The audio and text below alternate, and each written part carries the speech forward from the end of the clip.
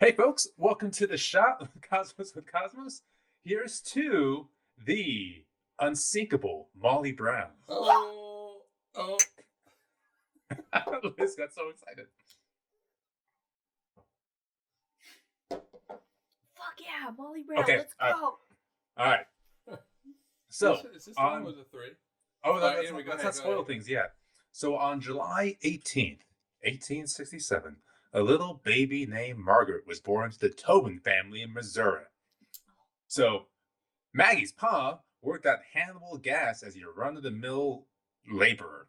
And, she largely grew up in a normal type of life. And despite, as she grew older, wanting to marry a rich man, she married J.J. Brown for love. And she said, quote, "I love Jim, but he was poor. I decided I'd be better off with a poor man whom I loved than with a wealthy man whose money had attracted me. So I married Jim Brown." So, however, this poor family hit it big when JJ found success in the mining industry. That's what we call new money. New money, that's right. We're just going to sink into this terrible accent. Yeah, you are. So the Brown family, they bought a house with 30 big ones. That's $1 million in today's money. And like after $30? $30,000. Okay, all right. Yeah. Oh my god. Yeah. And so with this new money and this really big house, Maggie then worked in the soup kitchen to help other families and began her really career as a socialite. So during this career, she lobbied for women's suffrage. She learned to speak 5 languages. She started different clubs and supported the arts. However, as she was evolving in this way, it didn't really sit well with JJ. And their relationship slowly dissolved until they separated in 1909. But with his new freedom, Maggie went traveling, as one does. And so in 1912, she was invited to John Jacob Astor IV's soiree, the big party.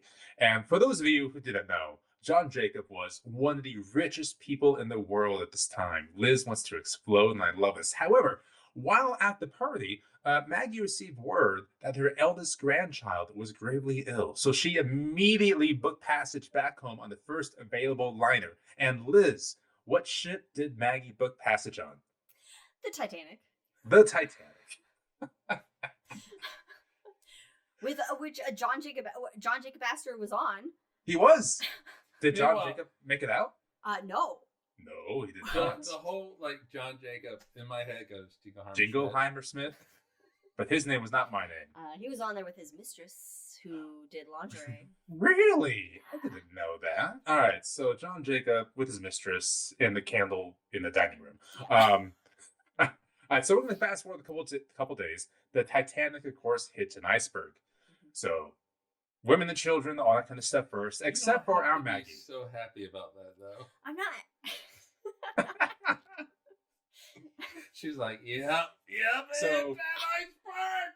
Women and children, all that kind of stuff first, except our Maggie. She stayed aboard as long as she could, organizing women to the lifeboats. She was so adamant of getting people onto the boats that the crewmen actually had to lift her up and drop her into a boat.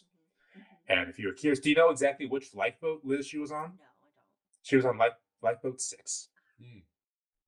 So as the Titanic sank, Maggie then urged the quartermaster, the captain of Lifeboat 6, to turn around and help the survivors.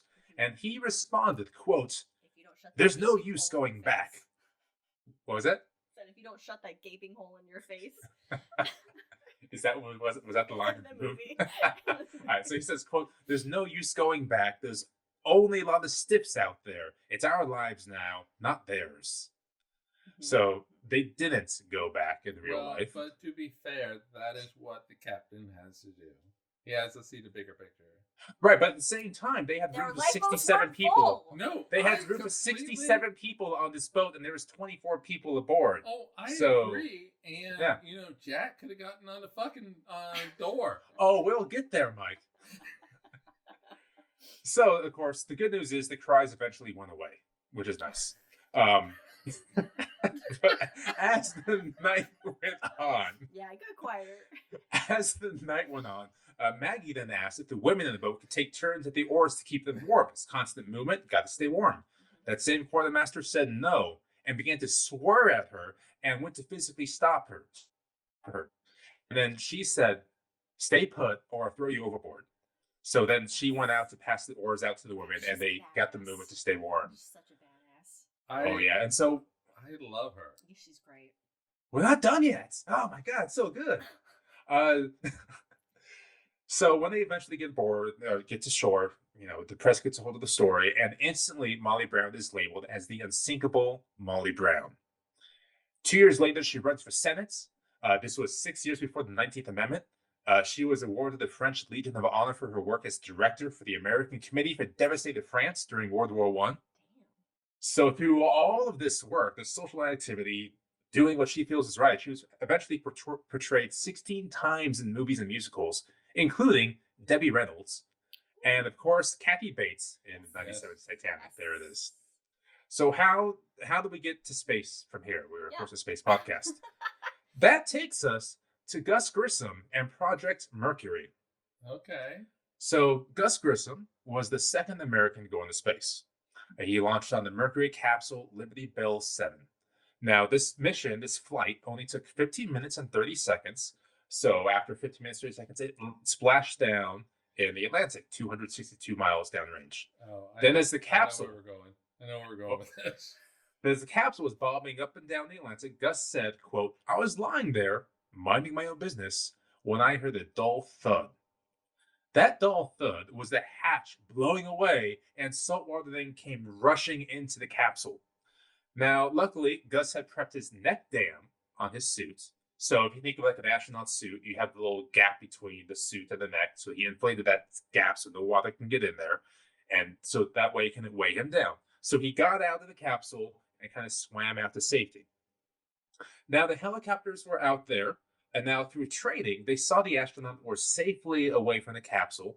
So they go, okay, he's safe. He's enjoying life. We're going to go get the spacecraft itself. Because that costs But money. But the spacecraft, it was being filled with water. So they connected to the Bell 7, but it became too heavy. So the helicopter was way down. At one point, had 3 wheels in the ocean. So it was basically submerged, and they just had to cut it, or else they were going to lose both the spacecraft and the helicopter. So up it went. But the catch was, as it went away, that same helicopter was supposed to grab Gus Grissom. But now they have an engine failure because they had to cut because their engine light went on, saying, "Hey, you're overheating. You got to get out of here." And Gus was doing okay, except he did everything right, but the oxygen vent in his suit was left open because he just didn't have time to do it. So he was taking on water as well. So no longer is he just happily floating around, he's damn near drowning in the ocean. And there were 2 helicopters around him, really close to the water, throwing, spraying up mist everywhere because of the routers. And he's like about to drown here. So he's watching the helicopters take off. He's like, oh shit, did they just not? What happens? But luckily, of course, they dropped down the, what's it called, the horse collar. He connects himself and he gets thrown up there and everything's safe. Now, of course, the Liberty Bell is gone, except in 1997, they go find it, they bring it back up, and it's now in the museum in, I assume, Ohio, because that's where the astronauts are from. But you know where it did end up? Arizona Science Center. Really? Yeah, we had the Liberty Bell 7 exhibit. What year? I don't know. No, I'm mad. Anyway, so fast forward a couple years, 1965. Gus Grissom was given command of Gemini 3. And Gemini 3, so by the way, this all started with a roast beef sandwich. That's how I got to this story, but that's not part of the story anymore. So Gemini 3, he was given the command, and he nicknamed his capsule after, he had this near drowning at sea. He nicknamed it the Molly Brown. Because Yes. And by the way, after that, NASA banned naming spacecraft through the rest of the Gemini missions. Aw, boo. So here's to the unsinkable Molly Brown. Follow us on all things. Good luck out there. Cheers.